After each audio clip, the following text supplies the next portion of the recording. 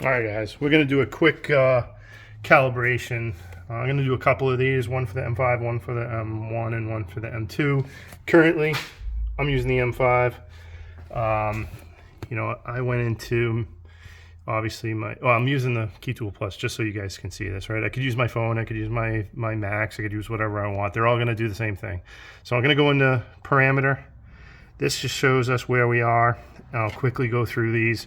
Spindle speed, I've tried it on the lower speeds. It sounds funny. I've never seen any advantages to it. If there are, let me know what they are. I don't know what they are. Movement speed, I've tried it on high. I've had to recut keys. I had a Volkswagen high security inside cut that I had to do 2 or 3 times because on high speed, I felt like it wasn't making all the cuts. It didn't work. As soon as I moved it down to low, it worked fine. Cutting diameter, I can see the allure of using a thicker drill bit, thinking that it would be better, maybe last longer, be more stiff, do a better job. Just for convenience sake, I keep the 1.5 in here. Oftentimes, Toyota emergency keys, they won't let you do them with a 2 or a 2.5, so I've been using the 1.5. They seem to last forever. I'm fine with it. Buzzer switch, I have no idea what that is. I don't care. Clamp, we have the M5 clamp in there right now, so we're going to hit save, and then we'll go over to calibration.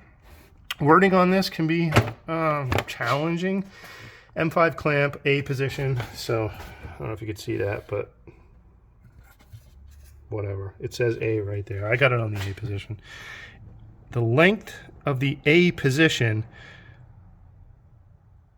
which is confusing, should be less than 2 centimeters. So obviously they're talking about that little measurement there between the cutter and the clamp. Length of the A position. After the fixed installation of the probe and cutter, the end of the tip needs to be lower than the cutter, shown in picture 1. It is right now. You can see that. It's way up, right? So the cutter's kind of low into that gray area. The probe, or lighter gray area, the probe is up into the darker gray area. It's definitely lower. So I'm going to hit start. I'm just going to watch what it does. I think this is really telling.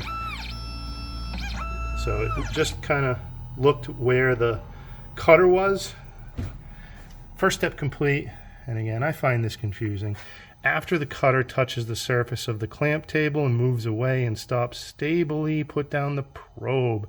So the cutter moved away. It already did that. So, you might think, oh, I got to hit continue because it's going to continue. Now, the cutter already did that. So now we are going to put the probe down to clamp table surface and then fix the probe. So you're going to get to see me do this. All I got to do is loosen this up. That, drop down. I'm going to tighten it up.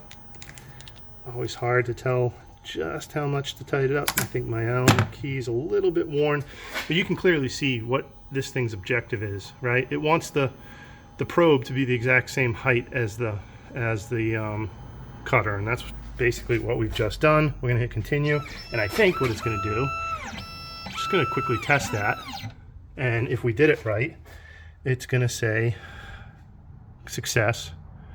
And okay, we have the 1.5, so we're good. Cutting calibration, Han 6.6, we're going to do it. I don't know if this is, they recommend doing these all the time, whatever. I'm not sure if this is really necessary after a change in a clamp, but we're going to do it anyways. I'll be right back. All right, so real quick. Cut a blank key, mainly for calibration. M5, type A, that's what's in there. Clamp a blank, Han 6.6, and the M5. Line up the key with the 3rd position. Tough to see from this angle, whatever. I did it. There's 5 positions. I'm in the middle one. This is newer Honda emergency key. Doesn't matter what you use. The good news here is you're not going to ruin this thing. You can still use it. All you're going to see is, this is why I find this so interesting. We're going to kind of watch what it does. We can figure out what it's doing. It's going to figure out where the key blank is. I assume if we put the wrong key blank in, it would tell us. And it's just going to cut a tiny sliver, the smallest sliver off of that right side, and off of the front, and off of the left side. Now, I'm pretty sure it's going to tell us to clean this. Let's see what it tells us to do. Use the brush. So right, we can even see, this is a good example. You see that thing hanging off there, right? We certainly don't want the probe hitting that. Why? Because what I believe the probe is going to do right now is just check to see that if it did what it thought it did by cutting those two little slivers. So let's watch the probe come in on that side. Coming on that side, complete, right? So now it knows that it cut off those two little slivers and it did it the way it expected it to. We're complete. Okay. What else we got? Machine test. I don't know if this is even worth it. They want us to put it in the 5th position. Hold on. All right, so I moved that, the same Han 6.6, into the 5th position. Let's see what it does. Now I say I don't know if this is necessary, but this isn't hard to do. Maybe we should do this once in a while. What's it doing? Measuring the key itself. Complete. So I assume that maybe it's making some adjustments there, right? Okay. Motor measurement. What is this? I don't know.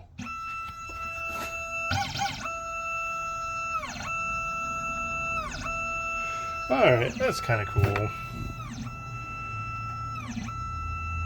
So I'm guessing this is kind of advanced, right? If it... I really don't know this, but I'm guessing that maybe if any of these numbers came up anything other than 0, maybe it might tell us something or tell somebody something. This one, probe and clamp, cutter and clamp. Oh, kind of interesting. Blank key or other conductor, right? We can use whatever we want. Do we have to do this? I don't know, but we'll do it anyways. All it's doing is testing. You know, the way this thing works is, yeah, you can see that. Well, it's tough for me to do. Well, that's easy, right? Continuity. This one's a little tougher. Of course it is. Oh no, we got this. Continuity on that. Again, I think this is more of like a troubleshooting thing, not something that you're gonna need to do on a regular basis. If you did have a problem and your machine was screwing up, this could be helpful, but I'm not sure if it's necessary. So I think that's it. M5 clamp calibration, a little bit of experimenting with some other things that I'm not so sure are important. That's everything.